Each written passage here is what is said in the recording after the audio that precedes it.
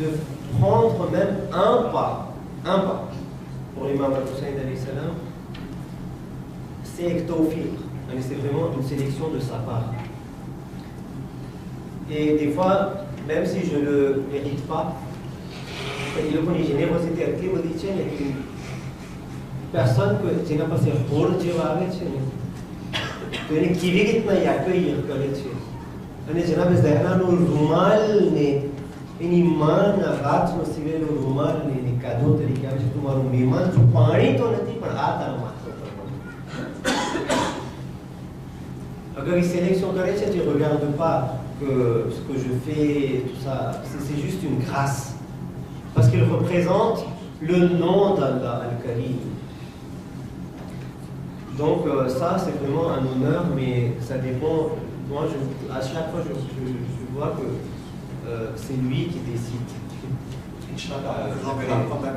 C'est vraiment la décision, c'est lui qui prend. Et c'est vraiment à la fin, c'est lui qui décide. Les décisions mais il faut que même, je ne sais pas vraiment. Une étude,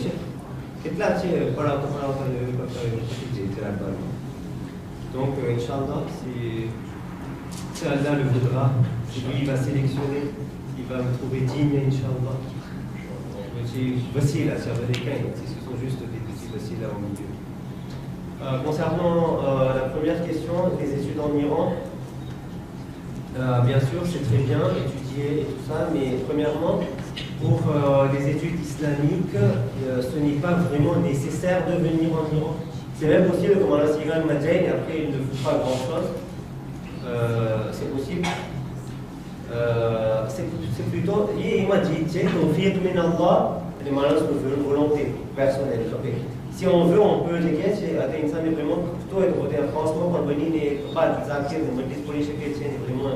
Il peut pratiquer sa religion via les livres, via les discours, via les alim, via Aïdullah Bahjat, rahmatullah alayhi, que tout, purifie-toi pour lui et tu vas voir, c'est lui qui va devenir ton prof. T'as खबर से कि तने वो लोग भीत अने जे प्लाफोन छे ने ई तारा खौफ करी जैसे अने या पोषमत न केता कुरान में आया छे इत्तकुल्लाह युअल्लिमुकुम अल्लाह मुझे तुम्हें तकवा हासिल करो तुम्हें नियते हासिल करो c'est lui qui va vous apprendre. Avec qui est apprendre c'est t'apporter dans mes wasilas les amis. Il va vous emmener le meilleur prof, meilleur livre, meilleur c'est sélectionner que les potés pour tamaga atma samira. Il va mettre les meilleurs wasilas et les meilleurs moyens dans votre chemin. Et ça peut arriver partout. Rien été chez les Français. On est à Bernard, comme tout le monde et qui sait que le concept de l'éducation, c'est pas vraiment ce qui est important, c'est que il faut qu'il vision qu'il va être le leader de la communauté. C'est quelqu'un qui avait des fois par exemple le concepteur qui est bon à nous études mais quand on a dit à renvoyer intégration et à les avortonner qui sont là à l'époque il y a beaucoup de choses à faire. Avec les sous tu as là c'est ça va c'est pas ça en fait. Il est toi les meilleurs il locaux avec vraiment eux ils peuvent développer parce que vraiment c'est une science qui est une science profonde et qui englobe toutes les sciences também des sciences que on Inch'Allah, manipuler qui est assimilé avec qui n'a pas des sciences à propos de ces et comment c'est possible. Mais géologie, je sais pas biologie, je sais pas astronomie, médecine, banque, économie, finance, droit, tout ce que vous voulez. On a des besoins d'orthodoxe. Donc il faut que les profondes. Donc ça c'est la première chose. Deuxième chose, on est nassivaï, je sais que bon pour venir, il n'y a pas de souci, admission matin, on peut aider. Il y a notre bureau, le bureau de la World Federation, qui peut assister pour ça et admission, il n'y a pas de souci. On est quand même admission théâtre, historique. Mais le fait, c'est que il faut voir l'environnement qu'on fréquente. Parce que d'abord, dis-moi qui tu fréquentes et je te dirai qui tu es. Donc ça dépend de la fréquentation de soutien. Parce que fréquente un environnement qui est dostoy, et n'a pas de ce que vous avez dit. Mahol. Et je prends un côté qui est un peu côté, c'est. Je suis comme c'est que si seulement on a un khalil tarikena du tout, il compte. Donc l'environnement qui compte. Ce qui est très important, c'est que le point le plus important, c'est qu'il faut que ce soit du travail personnel. Hausa, ce ne sera pas suffisant. Oui, je vais me suffire au groupe que le prof me donne Hausa et je ferme mon livre, je pars à la maison et je redors pour le lendemain. Hausa, c'est une unité. Ils ont des élèves de 86 pays du monde. 86 pays, il y a la Chine nous besoin de soutien, la France nous besoin de soutien, l'Inde nous besoin de soutien, et l'Afghanistan nous besoin de soutien. C'est pas la même chose. Mais eux, ils mettent tout le monde dans un même panier. Il y a 83, 86 programmes dans les Yémen. Ils emmènent un programme. Donc, c'est sûr et certain que ce n'est pas suffisant à Hausa. Et là, c'est vrai, privé, il y a un prof privé, oui. Fréquentation des librairies, la lecture, la recherche, et surtout, tawassul de Ahl al-Bayt et demande de l'aide à Allah pour que lui il ouvre la porte. Il est la personne de progresser, mais il faut qu'il y ait aussi du travail personnel. Et moi je pense que le travail personnel c'est beaucoup plus que le travail que le Hausa fait.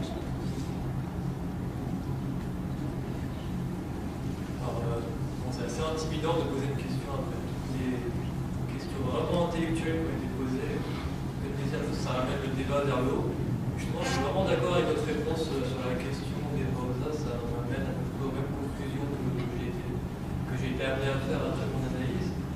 Et j'aurais une autre question à vous poser, c'est que je constate que vous êtes né en Occident, vous êtes parti en Orient.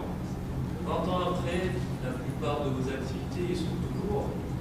Et quand on regarde un peu l'histoire de l'islam, d'une religion qui est née en Orient, qui s'est construite en Orient, une petite partie s'est développée en Occident, vos centres sont en Orient, le Vatican de l'islam est en Orient, nos Ayatollahs sont en Orient, et vous parlez du message de l'imam Hussein qui est universel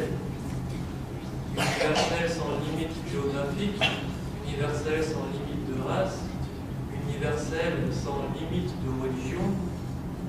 Et aujourd'hui, on a une division géographique entre l'Orient, l'Asie, l'Occident. On a une division entre les religions, entre l'islam, à l'intérieur même de l'islam qui est divisé, plus l'islam, le christianisme et les autres religions, etc. On a une division dans notre pratique de la religion entre l'Orient, l'Occident et un petit peu l'Asie. Donc plutôt que d'être dans une universalité, on se retrouve aujourd'hui à être dans une universelle division. Donc, est-ce que c'est pas cela l'échec de la mission de nos prophètes et l'échec que nous-mêmes nous avons de la propagation en fait de l'islam, avec toujours cette constante division entre l'Orient et l'Occident, et quand même j'observe les questions qui ont été posées ici, des questions qui demandent en fait des réponses pratiques, comment appliquer l'islam en Occident, et il y a toujours eu cette constante division en fait, même lorsqu'on regarde, il y a des en Orient, il n'y en a pas en Occident, vous-même vous êtes né en Occident, vous êtes en Orient et vous y êtes toujours. Enfin, c'est plutôt qu'une question, c'est toutes des constatations que j'ai à vous partager. Et qu'est-ce que vous en avez, quelles sont vos réponses?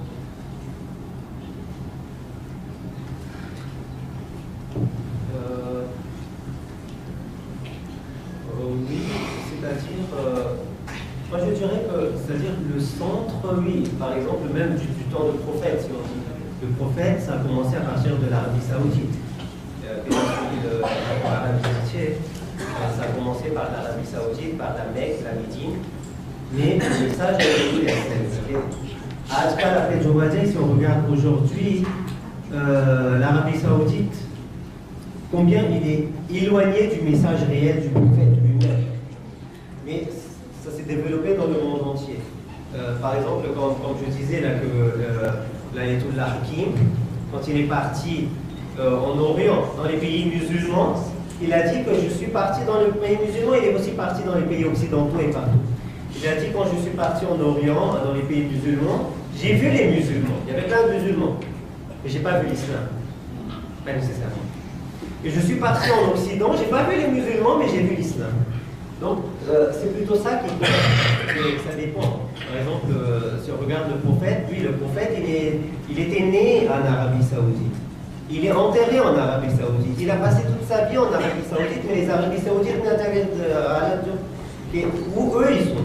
Mais le message du prophète, le message prophétique, c'est un message qui est universel, qui a été répandu partout. Et de même, les autres choses. Bien sûr, cela ne bloque pas, les choses à se limiter en Orient. On peut aussi avoir des hawza en Occident, et ça existe des hawza en Occident. Par exemple, ici même à côté à Londres, il y a hawza par exemple à ICAS, et partout dans différents coins du monde, on voit qu'il y a des hawza, et les gens qui étudient, et les gens qui progressent, et les gens qui partent après qui continuent. Mais en fait, je vais dire que par exemple des endroits comme Qom, c'est un endroit qui est spirituel à cause de la présence des personnages, des personnalités qui sont enterrés là-bas. Par exemple,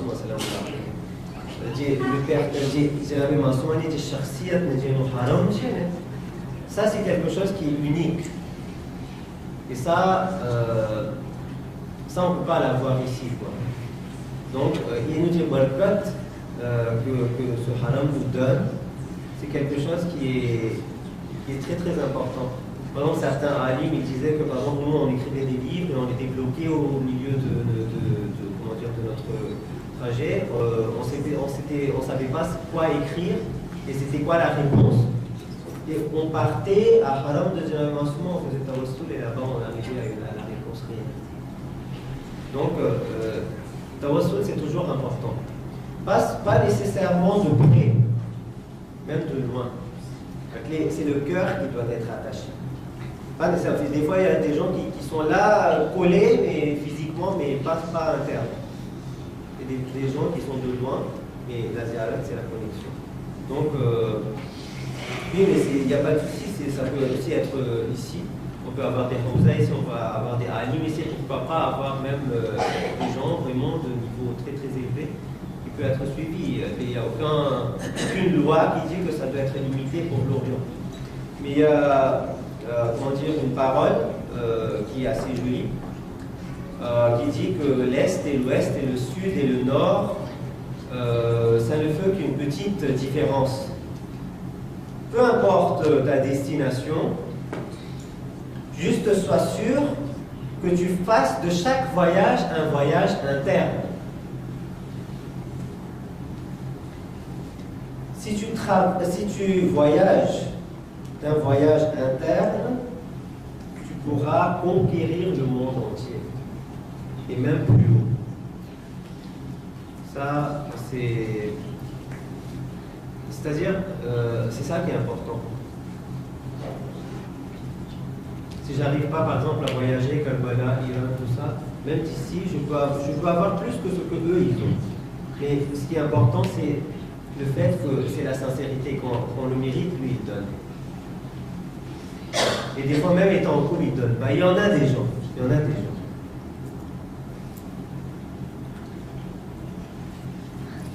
Notre prof, il disait que pour certains, c'est mieux que... C'est-à-dire, après, il y en a qui vont réaliser que si seulement on ne savait pas ça.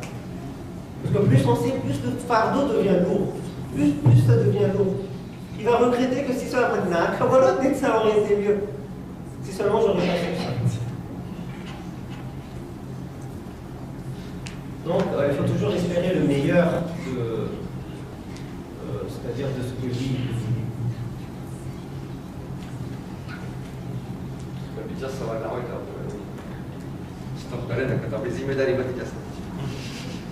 Excusez-moi, j'ai une question.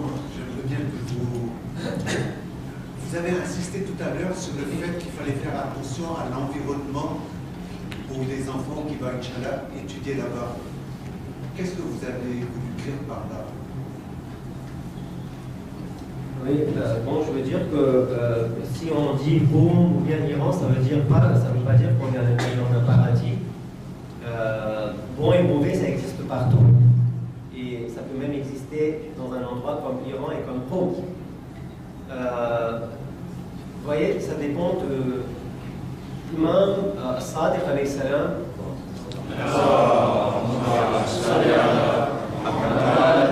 S'adresser aux pèlerins de Hajj.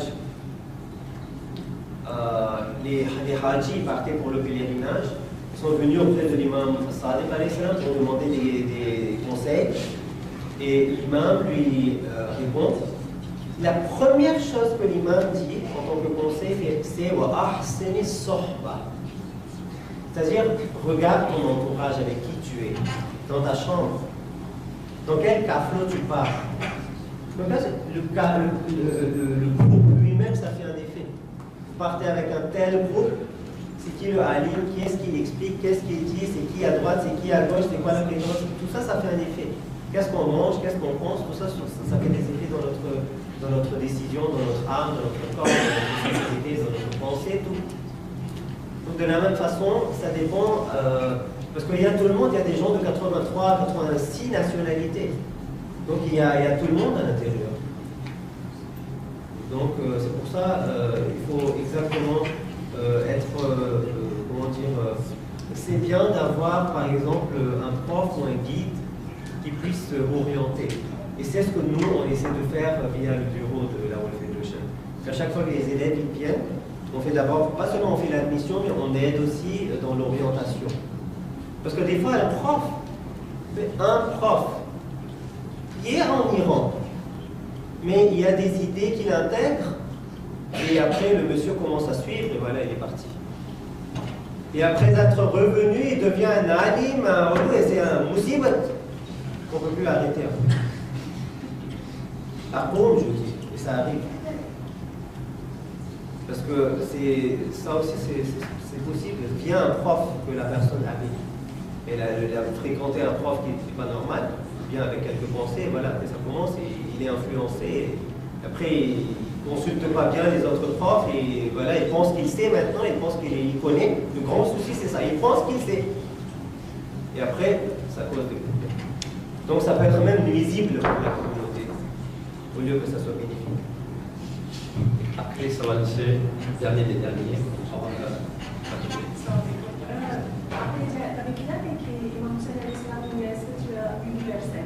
Donc l'universalité du concept défendu à Kadala.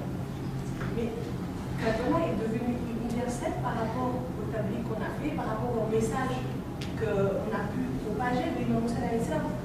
Mais en vrai, en réalité, l'imam Hussein alayhi salam n'était pas fait pour ummati islam. Donc en réalité, c'était adressé à ummati Rasulullah sallallahu alayhi wa sallam. Donc ce n'était pas pour les hindous, les chrétiens, les juifs, etc. C'était d'abord pour les musulmans. On est bien d'accord. Ummati Rasulullah, qu'est-ce que c'est? Alors c'est ça ma question. Ummati Rasulullah, c'est quoi? C'est les juifs, chrétiens, tout mélangé, ou c'est l'islam? Le message du prophète, c'est un message universel lui-même. Mais le prophète, il était rahmatan lil alamin, pas rahmatan lil muslimin. Il n'était pas rahmat pour les musulmans seulement. Il était rahmatan lil alamin. Donc, parce que lui, il est Rabbul Alamin. Le Seigneur lui-même, Allah lui-même, c'est Rabbul Alamin, c'est-à-dire c'est le Seigneur de tous. Et de même, le prophète, il était venu pour tous.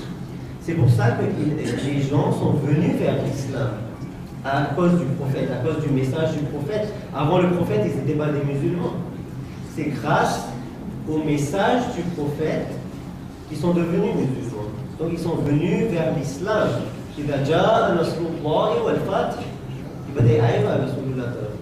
sont devenus des musulmans. Le prophète, le message prophétique, c'est un message universel. Et quand il dit que l'islam est ummati jaddi Rasulullah, c'est le message prophétique, qui est un message universel.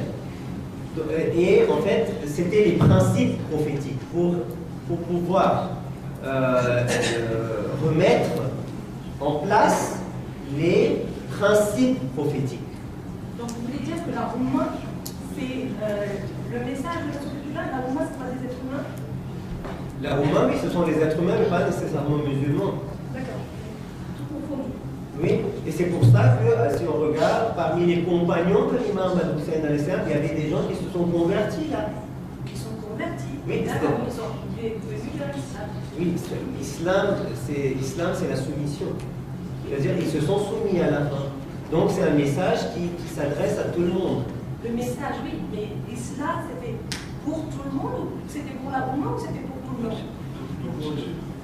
Parce que si on intègre l'islam et qu'on se convertit, on devient musulman, donc on se soumet à Allah, on devient musulman. On est d'accord? Moi, je dis que le musulman, je définis un musulman comme étant le meilleur chrétien.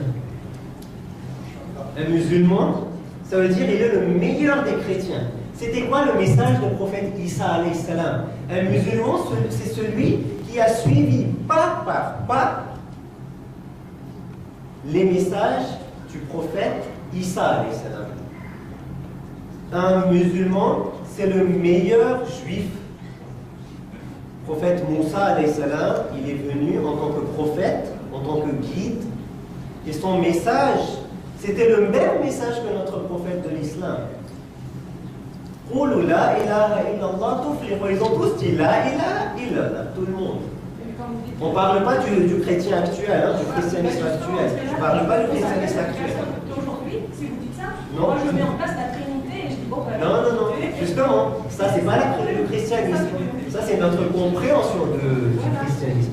Mais le christianisme réel, ne dit-on pas que par exemple Taurat, Zabour, Injil, Coran, c'est kitab asmani? Oui, mais les gens ne comprennent pas ça. Oui. Maintenant, vous parlez comme ça. C'est ce qu'il faut Le meilleur comprendre. chrétien, il faut faire attention parce que le meilleur chrétien, ça veut dire la Trinité en Dieu. Non. Ça c'est notre compréhension. Ça c'est notre compréhension, justement. Ça c'est notre compréhension du christianisme. Mais le christianisme en lui-même, réel, c'est pas ça. Voilà. Donc quand je dis universel, c'est l'universel dans sa forme d'origine. Il y a une différence entre le christianisme appliqué à l'univers musulman et le christianisme pratiqué en Occident. Je suis d'accord, il y a bien une différence. La Trinité ne rentre pas dans l'islam. D'accord, ni le judaïsme. Donc quand le message de l'imam Hussein alayhi salam, il est universel, même ça englobe eux aussi, ça englobe les principes de Nabi Isa alayhi salam. Parce que c'est pour ça quand on fait salam, on dit salam alayka ya waritha Isa ruhullah, salam alayka ya waritha Musa kalimillah, salam alayka ya waritha Ibrahim khalilillah, salam alayka ya waritha Adam sifatillah. C'est-à-dire de Adam jusqu'à Khatam, les 124 000 prophètes, c'est lui l'héritier. Et de même, l'imam Mahdi, on dit Baqiyatullah. Baqiyatullah, ça vient de Baqi. Baqi, ça veut dire celui qui reste. C'est-à-dire parmi les 124 000 prophètes, si vous voulez voir la perfection des 124 000 prophètes, regardez lui. Parce que lui, il englobe Adam et Nour et Moussa et Isa et tout le monde, les 124 000, c'est à l'intérieur de un, du même. Et c'est pour ça quand l'imam Mahdi va venir, il est dit que tous les chrétiens vont revenir. Parce que bon, ça c'est pas mon sujet, mais comment dire, l'imam Mahdi va rentrer en Europe? Quelle sera la première ville qu'il va conquérir? Et par où il va commencer? Et comment ces gens-là, qui sont actuellement chrétiens et qui acceptent la Trinité, vont venir vers l'islam? Parce que c'est quelqu'un qui est universel. Quand il va venir avec une telle vision. Moi j'ai une dernière question concernant les lieds.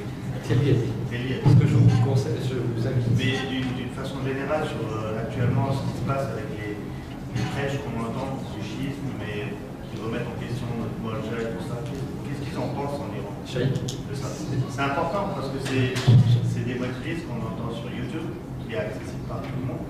J'aimerais un peu avoir votre avis de comment se préserver de tous ces maléfiques. J'invite Cheikh à te répondre en privé, il n'y a pas de problème. Mais il faut qu'on mette un terme, parce qu'on ne va pas s'en sortir. Inch'Allah, je vous invite Inch'Allah au séminaire de demain. Il y a c'est Inch'Allah, donc sur le thème من عرف نفسه فقد عرف ربه. Connaître toi-même et tu connaîtras ton Seigneur. Doa chamari chefna kamari tadil shukriya jaga lucu. Kami tem banyak ini masyaallah fi adat kami seminar dengan jamaah pihak. Ani doa chamari insyaallah ke Khudawand Karim dan taufiq inayat kereta insyaallah prochain ashram insyaallah हमारे हिदायत Muhammad और Muhammad salawat après एक सूरह फातिहा